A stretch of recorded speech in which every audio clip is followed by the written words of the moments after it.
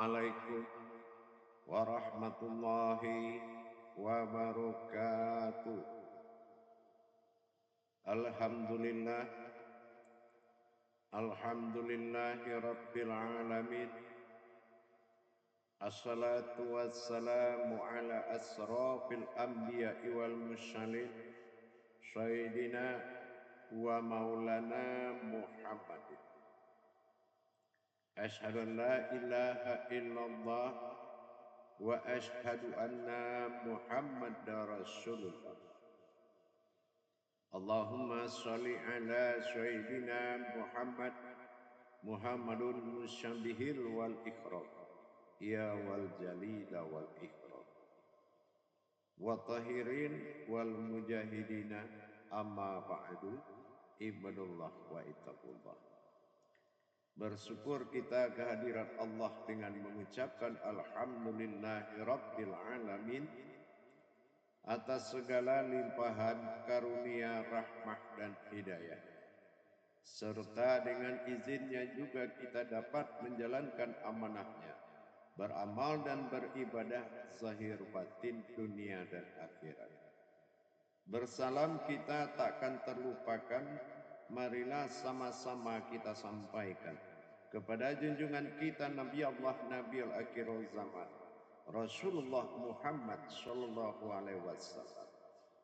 Atasnya kalimahnya bersama-sama kita kalamkan dengan membacakan Allahumma sholli ala sayyidina Muhammad wa ala alihi sayyidina Muhammad. Alhamdulillah bertemu lagi dengan saya Guru Mursyid Syekh Muhammad Buya Irwan Maulana Al-Khalidi Pasaman, Sumatera Barat.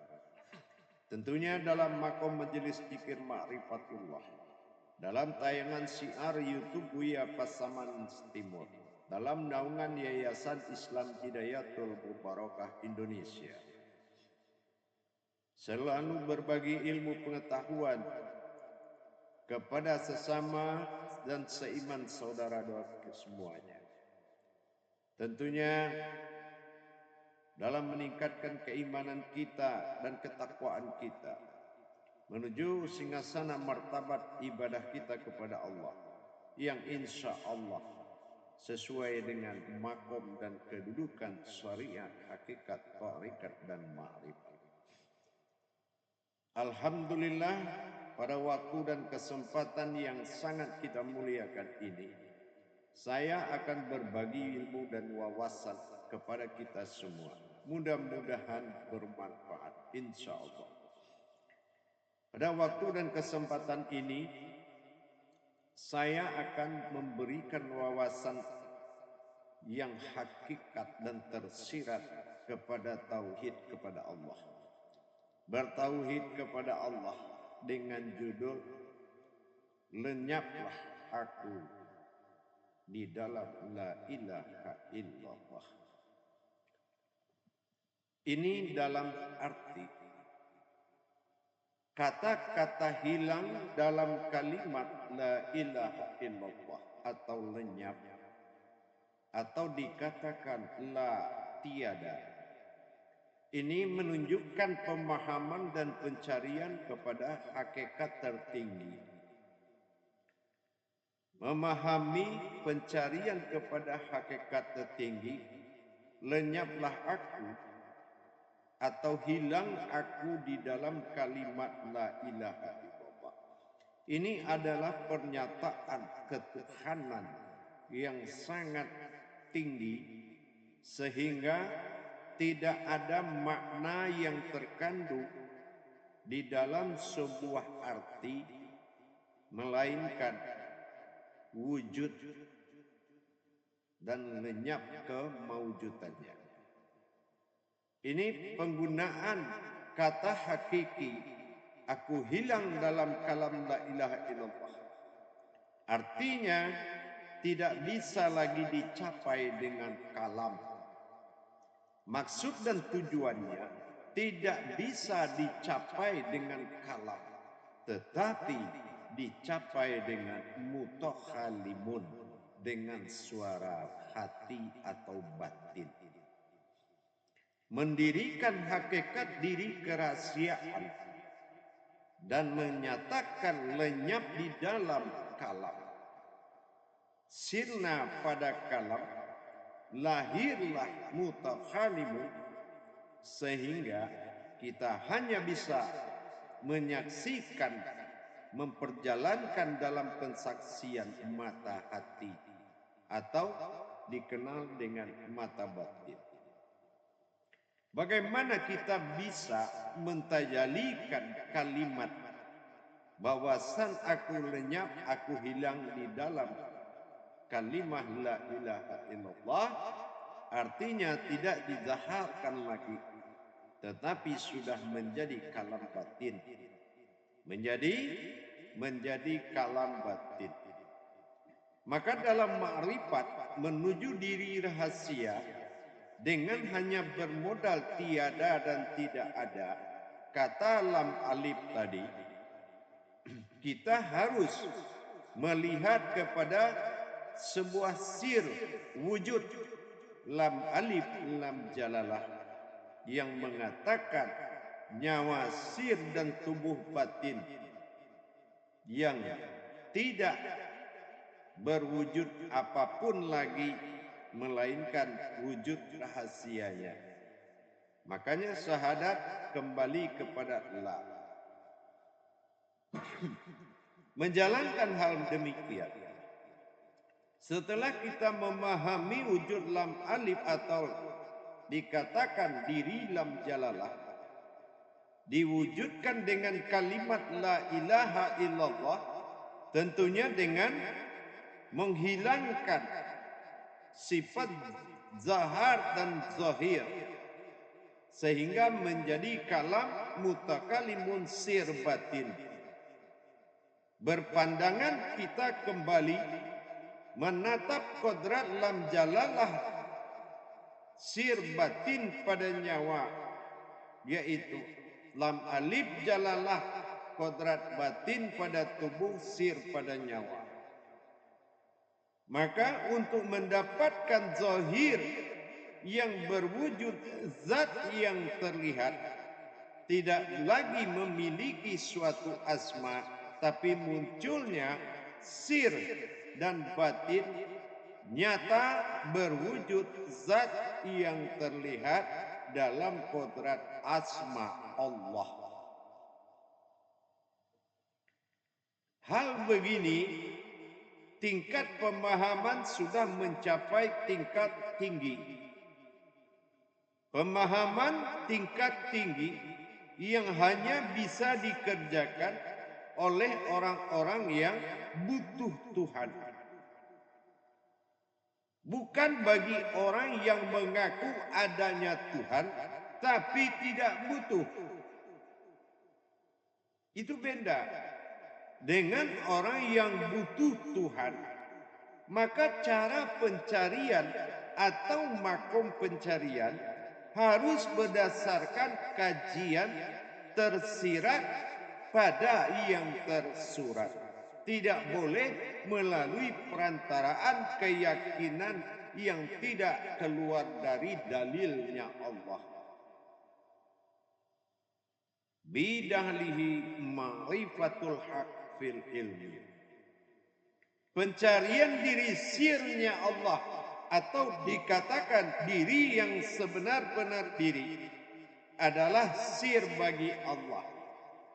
Sir itu dalam tujuan berdirinya diri yang dikatakan diri batin atau disebut diri lam jalalah. Bagaimana kita mentajalikan wujudnya menjadi maujud Allah pada zat kalimat Allah.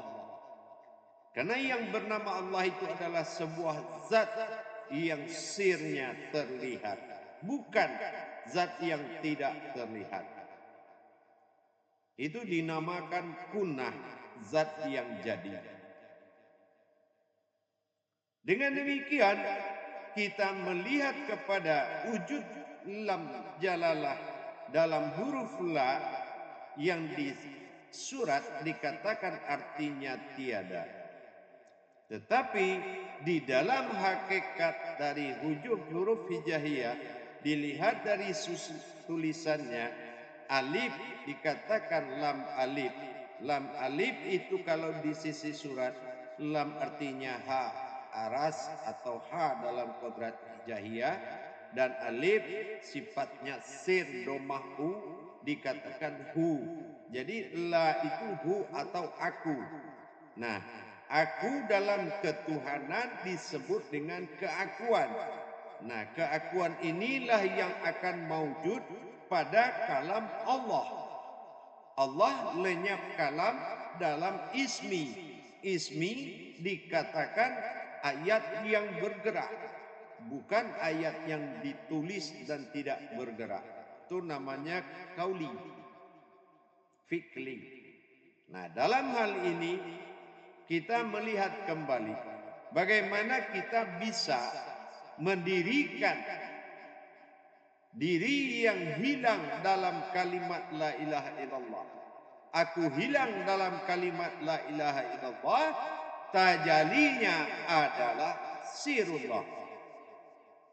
Tajali sirullah dalam kalimat lam jalalah, lam alif, lamnya adalah alif, alifnya adalah alif, berarti dua alif, satu sir dan satu kodrat. Disebut dengan aftar dan ba'dal. Alif tersurat bersifat aftar dan tersirat bersifat ba'dal atau zahir dan batin. Maka di saat kita mengucapkan la, maka mata batin atau dikatakan nur ma'in sudah melihat kepada wujud lam jalalah. Wujud lam jalalah yaitu diposisikan pada lam alif, isi dari la itu adalah il. Ya, karena dia menuju hayat. Jadi semuanya dari kasroh i dinamakan il. Jadi la itu sifat zahir atau didoharkan, tetapi yang dipandang adalah il. Il itu kodratnya adalah hayat, alif dalam wujud bunyi, gerak daripada markubah jantung. Sementara lam jalalah adalah batin yang menyelimuti gerak tadi, dan inilah yang akan berwujud, ya, berwujud yang akan menuju dahar nyatanya.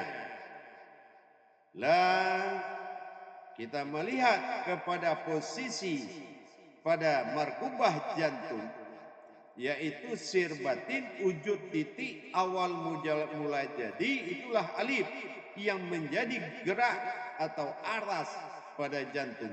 Sementara yang menjadi wujudnya lam jalalah lebur dalam wujud batin yang terlihat. Dan wujud daripada sir menjadi titik denyut, yaitu menjadi hayat. Maka la ilaha.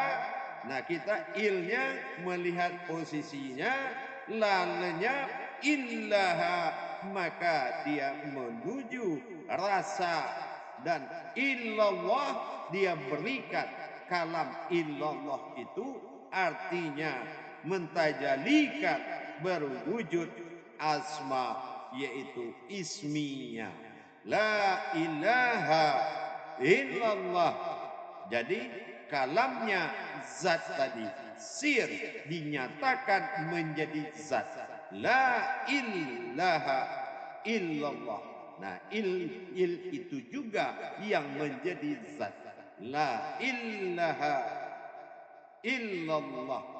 Maka il tadi sudah menjadi kodrat batin pada jantung, berwujud alam pada jasad, sementara ha hayat menjadi kalam Allah berwujud na. Nah, inilah kenapa kalam Allah berwujud na, Na itu adalah kodrat dari il. Kenapa kodrat dari il? Na, nun, alif. Nun, batin, alif tersirat. Jadi na. Jadi sama kalamnya keakuan. Jadi aku, nyatalah aku pada keakuanku. Nah, disinilah ada kata ketuhanan dan Tuhan. Karena diawali oleh diri sifat. Disinilah Allah muncullah diri sifat yang bertubuh isim, yang berkodrat li, yang berwujud na. Nah, disinilah asalnya dari aku dan berwujud ketuhananku na. Ini yang disebut nahu. Makanya dia lenyap di dalam la ilaha illallah tadi. Artinya dia wujud menjadi hayat yang berbunyi, menjadi gerak. Dan gerak itu adalah af'al atau fi'il. Dan yang bergerak itu artinya hidup. Hidup itu artinya hayat. Nah, inilah dasarnya munculnya lam alif hamzah iya. Artinya lam alif atau alif lam atau il tadi hamzah, dia bersekutu dengan sifatnya. Ia menjadi makom sebuah wujud tempat meminta dari sekalian alam. La ilaha illallah, maka berwujudlah aku dalam keakuan. Nah, disinilah kita harus memahami tajali diri lam jalalah, yaitu diriku lenyap di dalam atau diriku hilang di dalam kalimat la ilaha illallah, karena sudah bertajali diri sirullah wujud dalam keakuanku. Disebut na. Na artinya adalah nun batin dan alif tersirat. Nah, itu dinamakan dengan li atau il atau al. Nah, di sini nyatalah perjalanan dari huruf la tadi menjadi il, maka il inilah laha nyata illallah, dan dia menuju makom zat yang terlihat. Hanya zat yang terlihat. Zat itu bernama ah. Ah itu alif lam lam ha, alif awal ha akhirnya disebut ah, maka dipanggil Allah. Inilah asmanya Allah. Jadi jelas sudah bahwasanya tajalli lam alif hamzah ya di dalam kalimat tauhid adalah perjalanan sir, yang artinya dia bergerak dan dia nyata menjadi keakuan bagi dirinya. Inilah yang dikatakan na. Nah, itu adalah batin yang terlihat. Asmanya Allah, kodratnya zat. Nah, makanya disinilah kita mendirikan hakikat dari tiada menjadi ada, dan ada menjadi tiada, kembali ke makom la atau ilah awalnya. Jadi kalau la berarti dia ada untuk mewujudkan, tapi kalau il dari tiada dia baru ada. Jadi disinilah kita mengamalkan diri rahasia wujud, dan dia mewujud pada kalam zat Allah. Jadi sir itu tidak masuk dalam kalimat, tetapi dia bertajali di dalam kalimat. Mudah-mudahan bisa kita pahami perjalanan diri sirnya Allah tadi, dan bisa kita rasakan dan kita nikmati. Sesungguhnya tajalli Allah itu sangat nyata. Dan barang siapa yang tidak mendapatkan yang diamanahkan di dalam ayat ya ayyuhallazina amanu, maka dia adalah orang-orang yang merugi. Ya, dia adalah orang-orang yang merugi. Wal asri innal insan, itu adalah orang yang merugi. Jadi dengan demikian kita sudah bisa menikmati perjalanan tajallinya insyaallah dari tiada menjadi ada, dan ada menjadi tiada. Nah, inilah yang dikatakan zohir, dia itu batin, dan batin itulah yang zohir baginya. Insya Allah mudah-mudahan bisa diamalkan. Mudah-mudahan bisa menjadi rasa dan bisa hidup dalam pandangan. Inilah amalan ibadah yang kekal. Hayyun bako. Jadi kalau kita sudah bisa berdiri pada kekalan Allah dalam bertajalinya diri sir kepada diri sifat, maka nyatalah pada kodrat dan berasmalah pada afalnya. Insya Allah menjadi berkah, menjadi hayat yang hidup, menjadi hayat yang kekal. Maka orang yang bertubuh hayat adalah orang yang tidak hidup dalam waktu, tapi hidup dalam kodrat. Insya Allah mudah-mudahan setiap kita mengamalkan, jangan lupa yang mengamalkan itulah yang diamalkan. Barakallahu ya Karim, ya Rahman, ya Rahim. Akhirul kalam. Wabillahi taufiq wal hidayah. Wassalamualaikum warahmatullahi wabarakatuh.